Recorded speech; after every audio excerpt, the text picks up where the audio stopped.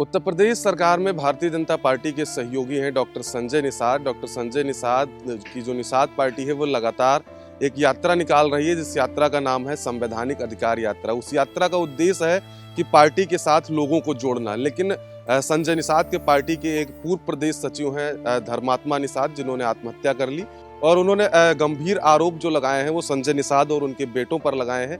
उन्होंने कहा है कि संजय निषाद की तरफ से और उनके बेटों की तरफ से लगातार उन्हें प्रताड़ित किया जा रहा था, लगातार उनको जान से मारने की धमकी मिल रही थी। तमाम जो है गंभीर आरोप उन्होंने लगाए हैं और एक फेसबुक पे लंबा चौड़ा पोस्ट लिखा है। क्या कुछ उस फेसबुक पोस्ट में लिखा है आपको बताते हैं। जिस तरीके से लगातार जो है धर्मात्मा निषाद ने लिखा है कि मैं पिछले 10 सालों से पार्टी के साथ जुड़ा था, पार्टी की नीतियों के आधार पर काम कर रहा था, लेकिन अब पार्टी के भीतर ही मेरे ऊपर जो है आरोप लगाए जा रहे हैं, मुझे मारने की साजिश की जा रही है। तो उन्होंने अपने पोस्ट में सबसे पहले लिखा है कि मैं अपनी जिंदगी की लड़ाई हार चुका हूँ, यह आखिरी संदेश है।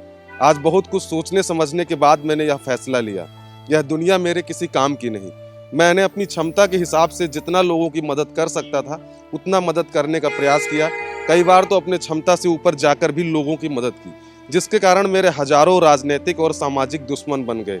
मैंने समाज के शोषित, वंचित और निर्बलों की आवाज को बुलंद करने का काम लगातार जारी रखा है।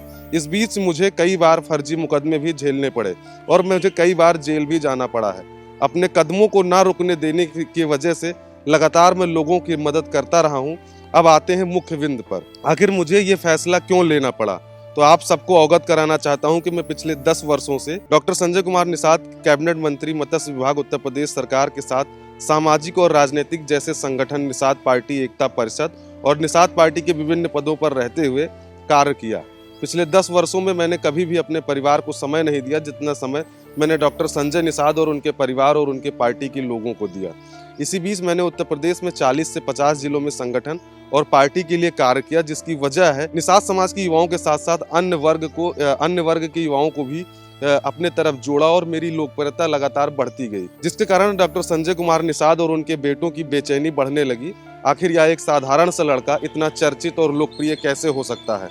इसी बात को लेकर पिछले 2 साल से डॉक्टर संजय कुमार निषाद और उनके बेटे मेरे खिलाफ सामाजिक और राजनीतिक रूप से षड्यंत्र करते हुए मुझे पहले तो कमजोर करने का प्रयास किया, फिर मेरे साथ मेरे युवा साथियों को भड़काने व मेरे खिलाफ खड़ा करने के लिए तरह तरह का प्रलोभन देने के साथ साथ मुझे और मेरे टीम के साथियों को फर्जी मुकदमे में फंसाने का तरह तरह का प्रयास करने लगे। इसी बीच मनीष निषाद नाम के एक लड़के को मेरे खिलाफ भड़काकर मुझसे मारपीट करने के लिए उकसाया गया, जिसके कारण मुझे मनीष निषाद को मारना पड़ा था और उसको मैंने ऑन कैमरा मारा था, क्योंकि मेरे दुश्मनों के साथ मिलकर मेरे घर में आकर मेरी माँ बहन के साथ गाली गलौज और मारपीट किया था, जिसमें मेरे एक बहुत करीबी हरामखोर मित्र जयप्रकाश निषाद का हाथ था, क्योंकि यही हरामखोर मनीष निषाद को अपने हिसाब से चलाता था और वही षड्यंत्र डॉक्टर संजय कुमार निषाद के नाम से और तत्कालीन सांसद प्रवीण कुमार निषाद के नाम से फोन कर मेरे खिलाफ फर्जी लूटपाट के मुकदमे भी दर्ज करवाया था, जिसके बारे में उस हरामखोर को जब लाइव आकर मैंने कैमरे पर मारने की धमकी दिया तो वह हरामखोर अपने दोस्त सोहन गुप्ता,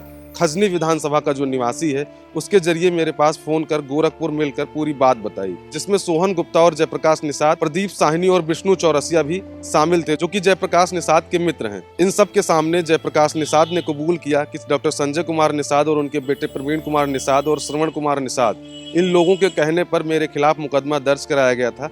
यह सारी बातें सुनकर मुझे बहुत गहरा चोट पहुंचा, फिर भी मैंने खुद को शांत रखा और किसी को यह एहसास नहीं होने दिया कि इन सब बातों को मैं जान चुका हूं। मैं चाहता तो जयप्रकाश निषाद को तत्काल जान से मार सकता था, मगर मैं अपने आप को खूनी नहीं बनाना चाहता था। मैंने समाज के लिए छोटे मोटे झगड़े विवाद किए, मगर कभी किसी की हत्या नहीं करूंगा ऐसा ख्याल मेरे मन में कभी नहीं आया। अब इतना कुछ होने के बाद भी मैं समाज की लड़ाई लगातार लड़ता रहा। इसी बीच पनियारा थाने के अंतर्गत आने वाले बेंदा गाँव के निवासी गुलशन निषाद की हत्या कर दी जाती है और पुलिस उस मामले में कुछ राजनेताओं के दबाव में आकर दुर्घटना मानकर उसे दबाने का प्रयास करती है। इस बात की सूचना कई पत्रकार बंधुओं और सामाजिक लोगों के द्वारा मुझको दी जाती है। तब मैं मौके पर पहुंच जाता हूं और एडिशनल एसपी को मौके पर बुलाकर पीड़ित परिवार की तरफ से हत्या की तहरीर एडिशनल एसपी को दिलवाता हूं। इस मामले में मेरे खिलाफ डॉक्टर संजय कुमार निषाद और उनके बेटे द्वारा चक्का जाम इत्यादि पर फर्जी मुकदमा कराया जाता है। जब मैं जेल से छूटकर बाहर आता हूं तो लोकसभा चुनाव में मेरा समर्थन पाने के लिए डॉक्टर संजय कुमार निषाद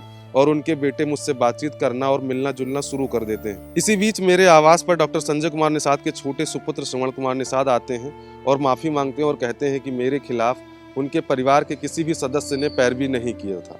जो भी किया था जयप्रकाश निषाद ने किया था। फिर मैं जयप्रकाश निषाद से पूछताछ करता हूँ तो वह कसम खाता है और कहता है कि उसने भी षड्यंत्र मेरे खिलाफ नहीं किया था। जो कुछ भी किया था डॉक्टर संजय कुमार निषाद और प्रवीण कुमार निषाद और श्रवण कुमार निषाद के कहने पर ही किया था। मैं इन बातों को जानकर रोज घुट घुट कर मर रहा था। सारी बातें जानना चाहता था कि कौन कौन मेरे खिलाफ षड्यंत्र कर रहा है, इसकी जानकारी करना बहुत जरूरी है। अब लगभग सारे चेहरों से नकाब हट चुके थे और उन सब चेहरों की पहचान भी हो चुकी थी। पहले तो मेरे मन में ख्याल आया कि मैं उन सब हरामखोरों को जान से मार दूं जिन्होंने मेरे खिलाफ षड्यंत्र किया। फिर दिल ने कहा कि नहीं, ऐसा कुछ नहीं करना, ऐसा करने से संतुष्टि नहीं मिलेगी, मगर मैं हत्यारा बन जाऊंगा। इसलिए मैंने बहुत कुछ सोचने के बाद यह निर्णय लिया कि इस बेरहम और एहसान फरामोश दुनिया से दूरी बना लेना चाहिए। मैंने अपने साथ चलने वाले सभी क्रांतिकारी साथियों से निवेदन करना चाहूंगा कि आप लोग कभी भी किसी के साथ गद्दारी मत करिएगा और जहां तक हो सके समाज के दबे कुचले लोगों की आवाज बुलंद करने का प्रयास करते रहिएगा। मैं अपनी माँ और बहन और भाई से हाथ जोड़कर क्षमा मांग रहा हूँ कि समाज के लोगों की मदद करते हुए मैंने अपनी जिंदगी निकाल दी। आप लोगों को कभी समय नहीं दे पाया। मैं प्रार्थना करता हूँ कि मुझे अगले जन्म में भी इसी परिवार का हिस्सा बनाकर भेजा जाए ताकि मैं अपनी माँ, बहन और भाई की सेवा कर सकूं। तो आपने देखा कि जिस तरीके से डॉक्टर जो है संजय निषाद और प्रवीण निषाद के ऊपर धर्मात्मा निषाद ने आरोप लगाया है। धर्मात्मा निषाद ने जो पोस्ट किया था उस पोस्ट में साफ तौर पर ये लिखा गया है कि जिस तरीके से उनकी लोकप्रियता जो है समाज में और युवाओं के बीच बढ़ रही थी, इससे तकलीफ हो रही थी डॉक्टर संजय निषाद और प्रवीण निषाद को, जिसके चलते उनको कई बार जेल भी भिजवाया गया, कई बार उनके ऊपर फर्जी मुकदमे भी लगाए गए। कैमरा पर्सन हरीश के साथ कृष्णा मिश्रा, खबर चौक, लखनऊ।